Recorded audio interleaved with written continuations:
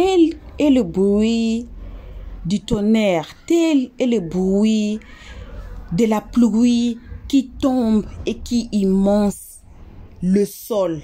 Tel est le bruit de la guerre, des armes lourdes qui s'évadent maintenant dans la ville de Bukavu.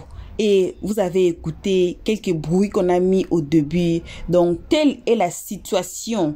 Comme la pluie remplisse le sol et tel est rempli les sons du peuple congolais. Alors, aujourd'hui, on est assis sur un Congo sanglier, un Congo plein de sang à cause de richesses. Alors, on va vous mettre une vidéo aujourd'hui et vous allez écouter quelle est la décision du président.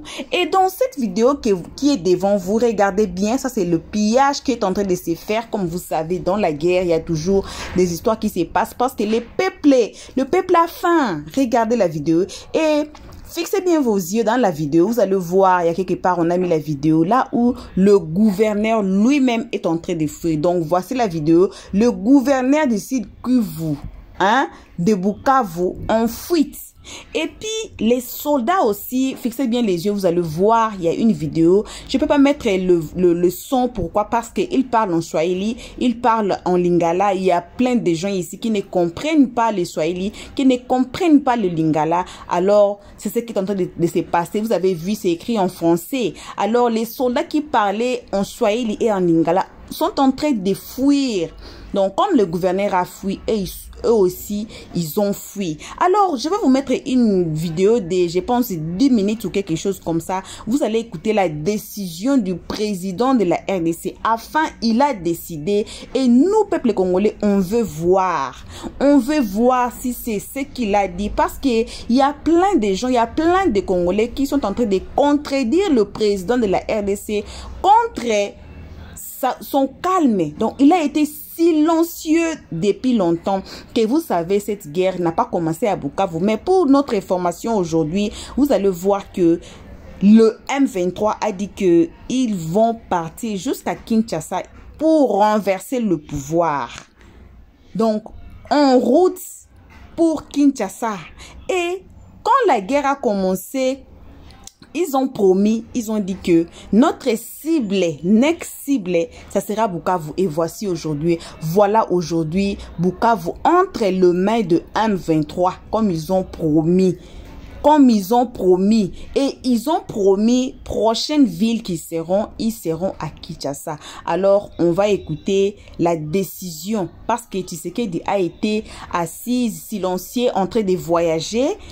Et il n'a rien dit. Alors, on va écouter. On a vu même les soldats sud-africains qui sont allés là-bas, qui sont morts là-bas à cause de cette guerre. Et on va vous mettre cette vidéo. Vous allez écouter les Congolais qui supplient le président de faire quoi? De réconcilier. Peuple congolais, vous êtes en train de m'écouter à ce moment. Est-ce que c'est un moment de réconciliation ou on va faire comment? Et on va écouter la décision du président qu'il a prise. Donc, on va suivre cette vidéo tous ensemble. Coucou, salutations à tout le monde. Peu importe qui vous êtes, peu importe l'endroit que vous vous trouvez à ces moments, on vous envoie vos salutations. Si vous êtes nouveau ici, n'hésitez pas, faites-vous abonner massivement pour plus de news comme celle-ci, plus des infos comme celle-ci, du buzz, ainsi que les histoires incroyables. Alors, on va suivre cette vidéo, vous allez écouter et vous allez bien écouter la décision du président, qu'il a fallu qu'il prenne cette décision depuis longtemps. Et aujourd'hui, il a pris cette décision. On va arriver où? On va faire comment avec cette histoire? Peuple congolais ont ouvert très gros les yeux et regarde vers le président de la RDC. Qu'est-ce qu'il va dire? Pourquoi il n'a pas fait ça depuis longtemps? Pourquoi il n'a pas dit ceci depuis longtemps? Pourquoi? Et comme je vous avais dit, certains d'entre nous, Congolais, sont contre la façon de gérance du président. Mais quand même, on va suivre cette vidéo et on va tous nous retrouver qu'à la fin. Qui ont été infiltrés dedans et qui vont rentrer à partir du M23, ils vont aller prendre le pouvoir. Ça, je vous l'annonce aujourd'hui. Si vous voulez, vous pouvez noter. Si vous voulez, ne me croyez pas. On va se retrouver ici dans quelques mois. On va parler de ça. Les gens, les militaires sont en train de fuir. Si vous voyez les images de Bukavu, Les armes étaient là même au niveau de l'aéroport. Les gars n'ont même pas combattu. Tu vois les gars, les militaires, ils fuient. C'est-à-dire, ils fuient, ils abandonnent complètement. Vous savez pourquoi? Dans l'armée, il y a un document qu'on appelle the Role of Engagement. C'est un document, tous les militaires, que tu sois au Mali ou au Burkina, le document dont je vous parle là, allez vous renseigner chez des militaires. S'il y a des militaires qui m'entendent, ils vont vous dire si je mens. The Role of Engagement. C'est-à-dire que quand tu es au front, tu dois signer un document qui indique que si tu meurs au front, ils s'occuperont de ta famille. Et ce n'est pas respecté au Congo. Les militaires ne vont pas mourir pour rien. Pendant que les gouverneurs et les pasteurs et les sénateurs sont en train de jouir, à un moment, ils vont se dire qu'ils ont le droit de jouir. Parce qu'ils savent qu'ils vont mourir, ils ne vont pas s'occuper de leur famille. Donc, papa, quand on parle, ce n'est pas parce qu'on n'aime pas le Congo. Peut-être même on aime plus le Congo même que les Congolais. Parce que quelqu'un qui se soucie de lutter contre la corruption, il n'y a pas plus grand signe de patriotisme. Ça va vous choquer ce que je vous dis. Hein. Ce n'est pas parce qu'on ne parle pas lingala. Mais peut-être on aime plus le Congo que le Congolais. Parce que le Congolais qui vole, sans penser aux femmes qui sont mutilées, aux femmes qui sont VIOL, aux enfants qui sont orphelins, ce sont des monstres, ce n'est pas des patriotes. Peut-être nous sommes plus patriotes que les Congolais même. Parce qu'on sait que si le Congo aujourd'hui est sur pied, le Congo est stable, ça va réjaillir sur tout le continent. Je le précise, sur tout le continent. Il y a des ressources partout sur le continent. Hein. Mais les ressources qu'il y a au Congo, c'est un scandale géologique, un scandale végétal, un scandale, je ne sais même pas comment dire, minier. Il y a tellement de choses au Congo, même animales. Ils ont des variétés en termes d'espèces animales qu'on ne trouve nulle part, comme l'okapi. Mais vous avez une grâce comme ça depuis Lumumba. Je ne sais pas si c'est parce que vous avez liquidé Lumumba, c'est une malédiction. Mais ressaisissez-vous. Prenez votre destin en main. On dit, toi, le ciel t'aidera. Tu sais que dit, c'est son père même qui a éliminé Lumumba. Il a traité même Lumumba de crapaud. Le père. Mais c'est son père qui a éliminé, non? C'est son père même qui a éliminé. Non, il n'était pas le seul. Il y avait Tchombe, c'était plusieurs. Il y avait Tchombe, il y avait le père, il y avait... Est-ce que je peux te poser une question? Parce que papa a dit ici que les Occidentaux n'ont rien à voir avec le problème. Comment les Occidentaux n'ont rien à voir? Ce sont les Américains. Tu peux... Est-ce que Bonjour. Je peux me répéter. Je vais prendre la parole après. Je vais prendre la parole. Vous pouvez... Jeune Congolaise, fermez votre micro, s'il vous plaît. Bonjour. Est-ce que vraiment je peux juste... Non, madame, non. Vous êtes arrivé, vous avez trouvé du monde. Fermez votre micro, s'il vous plaît. Vas-y, frère. Je vais chuter. Vas-y, et puis termine là. Ouais, vas-y, Nsam. En 1900... Belle fille, écoute bien. En 1960, Lumumba avait le projet, parce que le président du Congo, de l'ex-Zaïre du Congo, à l'époque, c'était Kasavubu. Lumumba avait le projet, écoute bien, hein, Lumumba avait le projet de créer une armée, d'accord, panafricaine. Ça, il y a beaucoup de personnes qui ne savent pas ça. Ce que je dit là, c'est des éléments déclassifiés. Il avait le projet de créer une armée panafricaine parce que le Congo belge, le Congo Léopoldville, était tenu par l'ancienne puissance colonisatrice qui est la Belgique. Et la plupart des officiers qui devaient être dans la nouvelle armée faisaient plus allégeance à la Belgique qu'au nouvel État même du Congo. C'est-à-dire qu'ils ont restreint les pouvoirs de Lumumba en tant que Premier ministre. Kasavubu en tant que président n'était qu'un président de surface. Il n'avait pas véritablement de poigne. C'était Lumumba qui était virulent. Lumumba avait un projet secret avec Kwame Nkrumah. Écoute bien, belle fille. Il avait un projet secret avec Kwame Nkrumah de créer une sorte d'armée fédéraliste de telle sorte que, d'accord, par rapport aux accords liés au panafricanisme, certains éléments de l'armée ghanéenne pouvaient même aussi suppléer, compléter l'armée congolaise qui n'était pas encore bien assise militairement. Ils ont détecté le projet, ils ont traité Lumumba de quoi? De communiste. Ils ont traité Lumumba de communiste. Qu'est-ce qu'ils ont fait? Ils ont mis l'ONU. En 1960, belle fille, l'ONU était déjà, d'accord, était déjà dans les coins comme Stanleyville ou Léopoldville qui est aujourd'hui appelé Kinshasa. C'est-à-dire que Lumumba était en résidence surveillée par les forces de l'ONU. Lumumba, dans les années 60 déjà, hein, Lumumba était en résidence surveillée. Qui sont ceux qui ont participé au massacre de ces personnes? Mais il y avait Joseph Mobutu qui était même, celui même que Lumumba même a donné un peu de visibilité. Il y avait Moïse Tshombe qui était dans le Katanga qui voulait faire sécession à cause des mines. Il y avait la classe politique. Et le père de Tshisekedi était dedans, Étienne Tshisekedi, qui est le père de Félix, qui a traité même Lumumba de crapaud. On le sait très bien. Pourquoi? Parce que cette affaire de comment on dit, ethnie, de trucs tribal et de richesse, les Blancs nous connaissent depuis longtemps. Ils ont manipulé l'élite politique et c'est une malédiction qui sévit sur le Congo, belle fille. C'est un pays qui est immensement, que je dis riche. Le Congo est un scandale. Nous-mêmes en Afrique de l'Ouest, on pense qu'on est riche. Le Congo est un pays qui est immensément riche. Toutes les puissances se servent au Congo, mangent depuis des années, mais regarde l'état des Congolais. Regarde l'élite congolaise. C'est une calamité. Et quand on dit ça, c'est pour que les Congolais se lèvent. Nous sommes à une phase pour chuter là. Parce que je vois des gens qui sont en train de chercher à diviser les Africains tout le temps en pointant du doigt l'AES. Je ne sais pas qui vous envoie, qui vous manipule à venir toujours pointer du doigt pour dire que l'AES doit être le Superman. L'Afrique du Sud, là, ils sont dans la zone là-bas avec le SADC, avec le Congo. Ils ne font rien. L'AES porte la voix. Le panel où on parle là, c'est une fille qui parle de l'AES, qui parle au nom du Congo. Regardez, il y a près de 1600 personnes. C'est notre part, c'est notre contribution. Parce que même souvent, certains médias congolais et certains Congolais sur les réseaux préfèrent parler du conseil des Werason. Si on le fait, on tire sur la sonnette d'alarme pour que les Congolais prennent conscience. Et ensemble, on va être plus fort dans la communication. Donc ne venez pas dire que l'AES n'a pas fait ci, n'a pas fait ça. Je suis désolé. Aujourd'hui, nous sommes dans un élan. Soyons dans ce même dynamisme. Maintenant, si vous ne voulez pas entendre les critiques, dites que vous ne voulez pas entendre et vous partez. Mais je ne connais pas un homme ou un individu ou un pays, on ne critique pas. Si on ne critique pas, comment vous allez vous améliorer? Dès qu'on parle, vous avez mal au cœur. Mais supportez, c'est votre histoire. Et nous sommes de cœur avec vous. On ne peut pas faire quelque chose d'autre. Quand on parle de la corruption, les soldats sont payés à $80. Quelqu'un qui est payé à $80, il va faire quoi? Franchement, soyez sérieux. À un moment, il faut faire preuve de sérieux. Vos députés sont payés à $21 000, coupés de leur salaire. Coupés au moins, ils vont être payés au moins $7 000, comme les députés français. 33 000 maintenant, 33 000.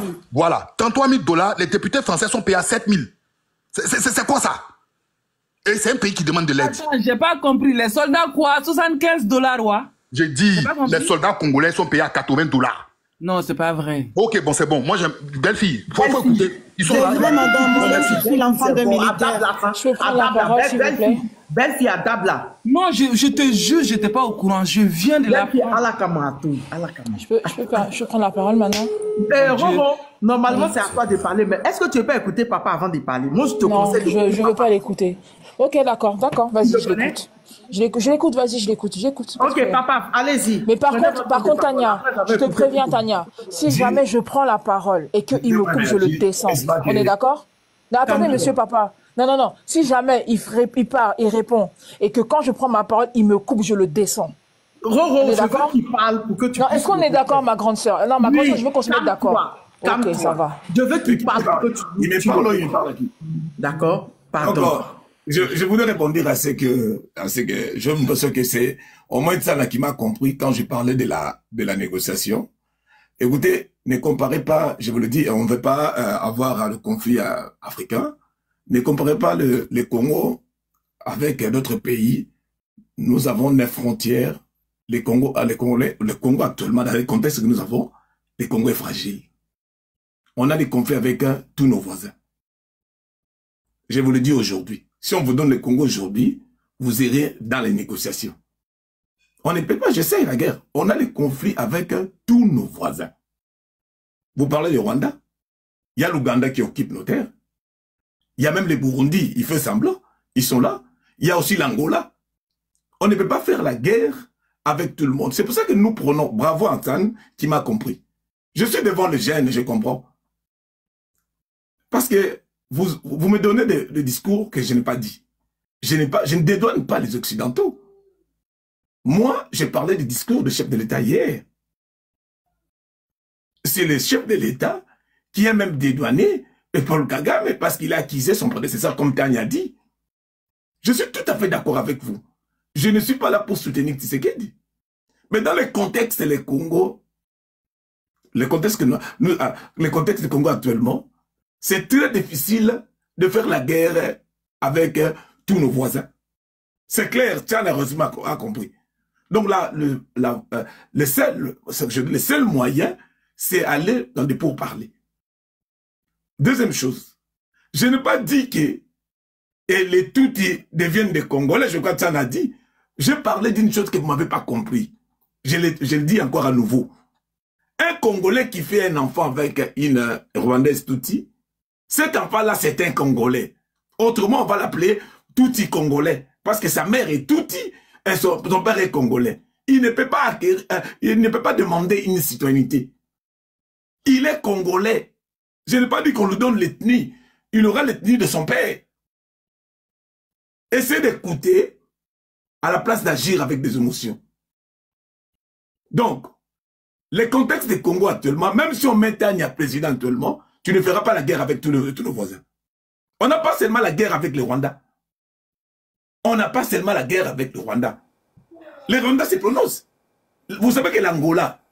Si je vais oser faire cette guerre-là, je vais oser. Mon peuple d'abord. Parce qu'on est fragile actuellement dans les contextes que nous avons. Vous avez dit, Tian a dit, il a totalement raison. Comment papa, tu peux dire que vous êtes fragile pendant que vous êtes un pays de plus de 2 millions de mètres. Tania, s'il te plaît, Tania, laisse-le-moi, s'il te plaît, laisse-le-moi. Quand on parle de la rupture, on parle de la rupture. La rupture englobe tout. Il y a la rupture actuellement entre, vous parlez des salaires, le militaire avec l'hiérarchie. La population congolaise avec les autorités congolaises actuelles. Je ne soutiens pas Tshisekedi. Mais dans ces contextes actuels, il n'y a pas d'autre choix pour éviter encore le perte de vies humaines. Parce que vous ne dirigez pas. Ça, ce sont les émotions. Vous êtes sous les émotions. Vous ne dirigez pas. Et puis, faire la guerre actuellement comme ça, nous devons nous ressourcer. On ne sait pas qui est l'ennemi. L'ennemi principal qu'on voit, c'est le Rwanda. Mais vous savez que l'Ouganda est là. Il y a les républiques centrafricaines. Nous avons des Mbololo, nous avons des groupes d'armées partout. Et lorsque vous demandez de faire partir un président, oui, on va le faire partir. Mais comment? Est-ce que cette population est préparée? Il y a une division à la classe. Il y a une division de la population congolaise actuellement. Il y a un groupe de gens qui soutiennent les présidents. Il y a d'autres qui ne soutiennent pas les présidents. Ce serait une guerre un peu... Il y a quelque chose... Nous ne sommes pas unis. Je vous dis clairement, la population congolaise actuellement... La personne qui a divisé les Congolais, c'est Tshisekedi, monsieur, vous l'affirmez. Arrêtez de faire semblant comme si vous n'êtes pas contre Tshisekedi. Moi, je ne demande pas Tshisekedi. Je ne suis pas le Papa, vous avez 1 minute pour chuter. Je ne suis pas partisan de Tshisekedi. Vous avez 1 minute pour chuter, s'il vous plaît. Je ne suis pas... Non, mais c'est pas toi qui est... Je suis modérateur. Laissez tu vas terminer. Laissez finir, tu vas prendre. Laissez-moi finir. Laisse-le dire tout ce qu'il veut. Laissez-moi finir. Calmez-vous, laissez-le dire tout ce qu'il veut. Quand on dit que la population congolaise est divisée, tu sais qu'elle nous divise ou pas, nous sommes divisés, mais nous resterons des Congolais. Nous resterons des Congolais. Maintenant, il faut agir. C'est pour ça que vous avez vu la démarche des prêtres catholiques, des abbés. Ils sont allés, ils ont dit non, attention, on risque de s'embrasser une chose, parce qu'il y a la haine tribale. Aujourd'hui, Tshisekedi peut partir. Vous savez, il y a d'autres tribus qui sont contre nos frères Luba. Moi, je ne suis pas à Luba. À cause de Tshisekedi. Parce que la population congolaise actuellement, la population congolaise est en train de cibler le Luba, alors que ce n'est pas tous les Luba qui bénéficient du pouvoir de Tshisekedi. Donc, on doit traiter ces problèmes. Bravo Ansan. On traite ces problèmes-là avec... ce n'est pas comme ça qu'on va traiter avec des émotions. Je regrette en tout cas. Je comprends que je suis devant des jeunes. Je suis devant des jeunes parce que moi, je travaille aussi en politique, je connais. Je connais comment on agit. L'autorité congolaise ne peut pas agir comme son peuple. Il doit réunir tous les paramètres. Je regrette ici, on ne fait pas... moi, je ne suis pas dirigeant. Je ne suis pas président de la République pour s'attaquer à moi. On parle des choses sérieuses comme Tana a dit. Le Congo ne fait pas la guerre simplement avec le Rwanda. Le Congo ne fait pas la guerre simplement avec le Rwanda. Moi, je n'ai pas dédonné les Occidentaux. Mais je l'ai dit en tant que peuple africain, panafricain aussi, on ne peut pas toujours penser aux Occidentaux pour agir. On ne peut pas toujours plairer pour dire, dans ce sens-là, que les Occidentaux sont derrière et on va pas, non. On doit défendre notre pays, quel que soit, même à la dernière.